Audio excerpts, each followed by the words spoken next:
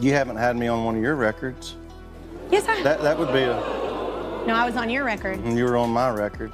The world just got a dose of unfiltered truth from Blake Shelton, and fans are buzzing with more energy than a sold-out stadium tour. For years, the playful feud between him and Kelly Clarkson on live TV, full of quick-witted jabs, sarcastic glances, and endless teasing, has been pure entertainment.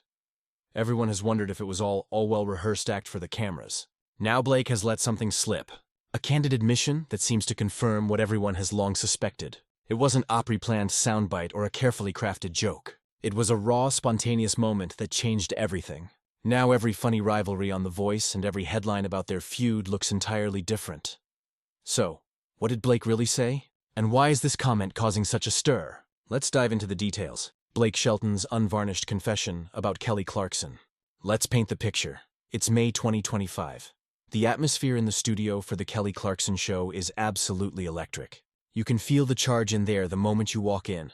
The stage is lit with blindingly bright lights.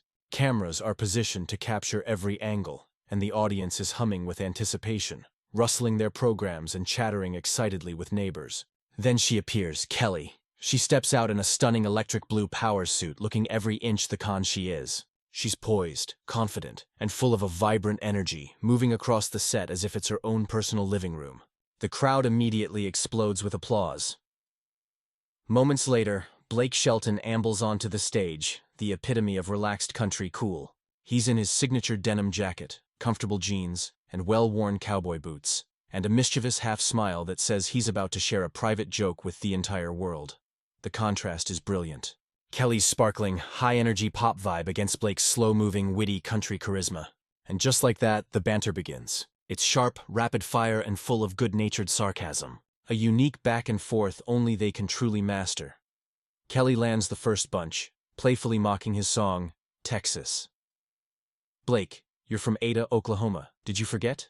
The audience roars with laughter. Blake simply takes it in stride, tipping his head and allowing the laughter to subside before he turns to the camera with a knowing shrug, inviting everyone in on their inside joke. Then, just as the crowd is catching its breath, he delivers the line that will soon be everywhere. Kelly and I are sore-lated. We probably share a toothbrush. For a single long, drawn-out second, the entire studio is silent. You could hear a pin drop. Did he really just say that on live television?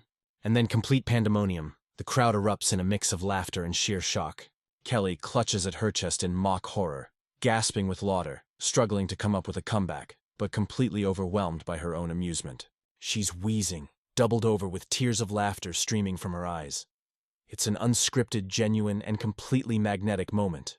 Blake doesn't miss a beat. He leans forward, that same smirk on his face, and continues his joke. I'm serious. We have the same managers, the same songwriters, the same in-laws. He winks, daring the world to keep up with their complex web-off connections. If we swapped toothbrushes right now, the tabloids would go into a meltdown trying to figure it out. The cameras capture every single second of Kelly's hysterics, gasping for air, clutching her stomach in fits of giggles. Themament is pure, unadulterated chaos, a perfect blend of humor and absolute honesty. By the time the segment is over, clips of the moment are already burning up social media feeds. Within an hour, the clip has millions of views. The comment section is a wild mix of disbelief and celebration. I knew it. They are like family, says one user. Another hilariously asks, does related mean something different in Oklahoma? The brilliance of this moment isn't just the joke. It's that Blake didn't hide the truth.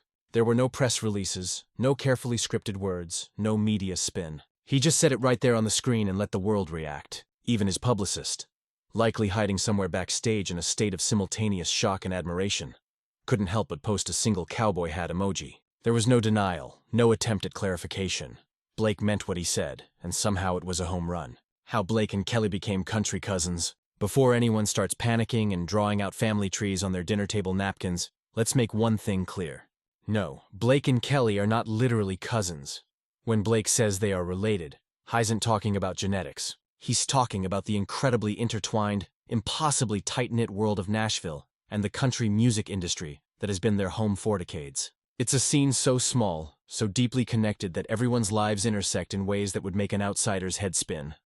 Imagine a human pretzel. Everyone is connected to everyone else through their careers, their personal lives, or simple backyard barbecues. Take Kelly's ex-husband and former manager Brandon Blackstock. He's the son of Narville Blackstock, who for many years was Blake Shelton's manager. That single link means the two of them were in the same orbit long before a single camera ever caught them trading jokes. But the connections run far deeper than that. Blake's longtime music producer. He likely had a hand in recording some of Kelly's first demos, the songwriter who wrote one of Blake's biggest hits. He probably started out playing small gigs in dive bars with Kelly before she became famous. Their professional lives have been tangled up for so long that trying to separate them is impossible. And that's exactly the kind of related universe Blake is joking about. It's a world where you can't turn around without seeing someone who has written songs for both of them, toured with both of them, or attended the same get-together at one of their homes. Their list of mutual friends reads like a guest list for the biggest country music awards show. And their lives have crossed at every possible turn, from industry parties to late-night studio sessions, from award show green rooms to small-town Oklahoma events. This incredibly complex network explains so much about their on-screen chemistry. When they tease each other, it isn't fake or forced. It's the natural rhythm of two people who have spent the better part of 2 decades sharing the same circles, navigating the same crazy industry and experiencing every high and low along the way. Their bond has grown in that chaos, which is why they can joke about sharing toothbrushes without it seeming strange. It's just a funny way of describing a history that's messy, hilarious, and completely one of a kind. Outsiders might get confused trying to map it all out. But for them, it's simply their life. Their friendship is a result of shared successes, shared heartbreaks, and a million small encounters that have built a level of trust most people never achieve. And it's important to remember that this bond didn't start under the bright lights of a television studio. To understand the true roots of the Blake and Kelly dynamic, you have to go back to years before The Voice, before the platinum records, before the talk show stages and the red carpets. The chaos that forged their bond. It's 2006. The air is thick and hazy in a tiny bar tucked away just off Printers Alley in Nashville. The floors are sticky with spilled drinks. The scent of stale beer and old wood mixes with cigarette smoke. And it's the kind of place where you could accidentally run into a future superstar. Blake Shelton is in the crowd, still riding the success of early hits like Austin, giving a nod to anyone who recognizes him. On stage, Kelly Clarkson is not the polished daytime host millions know today. She's raw, she's passionate. She's fronting a rock band and belting out Since You've Been Gone with a fierce energy that makes the sweat and noise in the room feel like part of the show. Every note lands with a mix of power and pure emotion, proof that she was more than just a singing contest winner. She was a genuine force. After the set, Blake walks up to the bar, relaxed, but with that unmistakable charm. A casual compliment here, a couple of jokes there, and soon they're exchanging phone numbers. It's nothing dramatic, just two artists connecting in the whirlwind of Nashville's music scene. But their true bond wasn't formed over shared hits or backstage selfies. It was formed in the trenches. Their friendship grew in the madness of fame, through record label battles, chart wars, very public divorces, and the constant scrutiny of the public eye. They became each other's support system. When Kelly married Brandon Blackstock, Blake's manager at the time, he didn't just show up out of professional courtesy. He was there for the chaotic, hilarious moments, teasing Brandon at the rehearsal dinner and making everyone laugh. Years later, when that marriage ended in a very painful public way, Blake was still in her corner, sending late-night jokes and silly videos just to lift her spirits when everything felt dark. This is the history that magazines never cover. People see their rivalry on The Voice, the teasing, the jokes, the eye rolls, but they don't see the decade-plus of shared experiences, the laughter, the heartbreak, the midnight phone calls, and the quiet support. It's a bond forged in the grind, a shared understanding that surviving this world requires more than talent. It requires someone who truly gets it. The most controversial things Kelly Clarkson has ever done. Blake Shelton's public image is all about cowboy charm, a teasing smile, and easygoing humor. Kelly Clarkson, she's fire. Straight-talking, unapologetic honesty. That's her trademark. And that honesty has put her in the spotlight in ways most celebrities would avoid. It's not just the banter on The Voice or her sharp wit in daytime television. It's the storms that follow her headlines. And in every single one of those storms, Blake has been there. Not with public statements or media defenses, but quietly, fiercely, as the friend who genuinely has her back. Take the infamous My December saga in 2007. Kelly had just come off the massive worldwide success of Breakaway, an album that turned her into a global superstar overnight.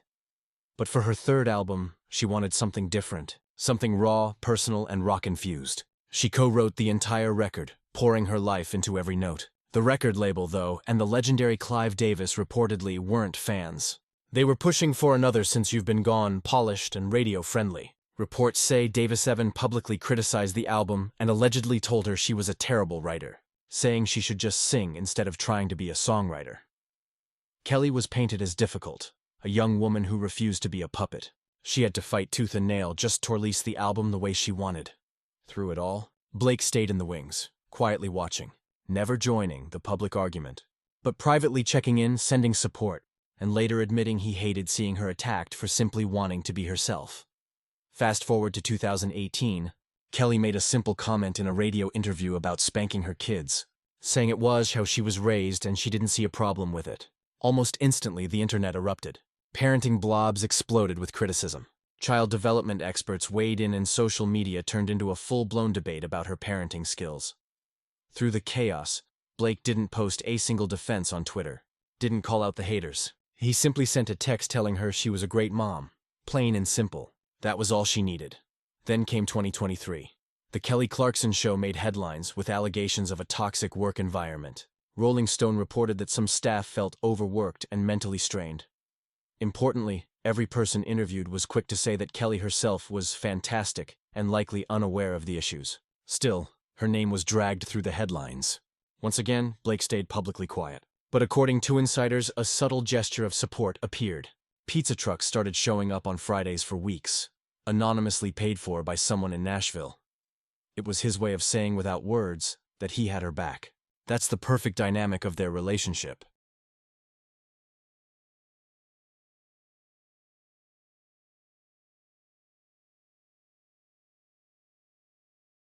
Kelly thrives on confronting the firehead, on taking hits, facing criticism, and refusing to sugarcoat anything.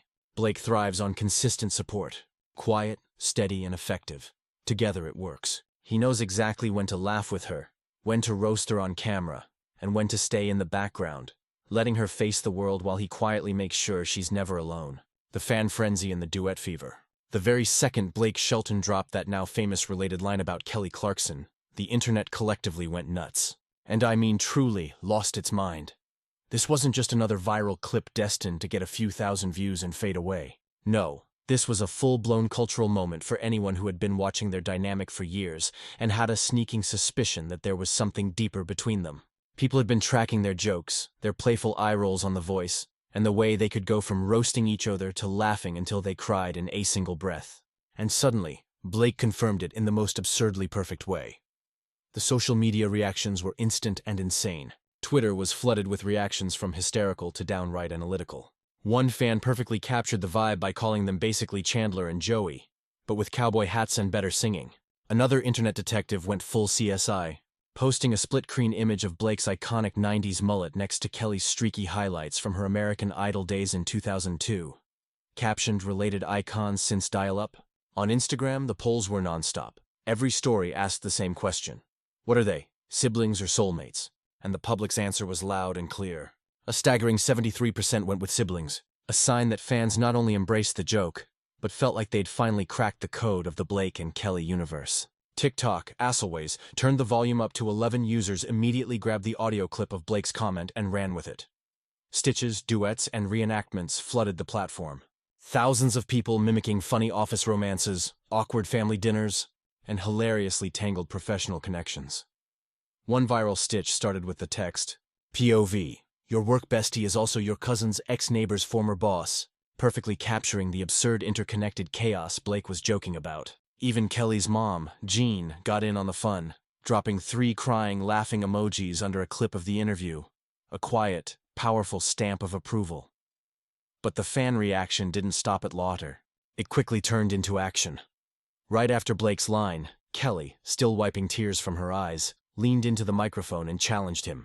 If they were so related, he needed to get in a song with her. Blake, never want to back down from a good joke, shot back that he would, but only if he got to yodel. That single exchange lit a fire. Within minutes, the hashtag A Yodel with Kelly was trending across Twitter, Instagram, and TikTok. Fans, now armed with a name for their favorite duo, launched a full-scale campaign, demanding that the two finally record a song together. Here's the crazy part. This isn't a new desire. Back in 2012, Blake told Billboard that he wanted Toasing with Kelly before We're Too Old to remember the words. Now, at 43 and 48 respectively, The public demand feels urgent, incredibly strong, and impossible to ignore.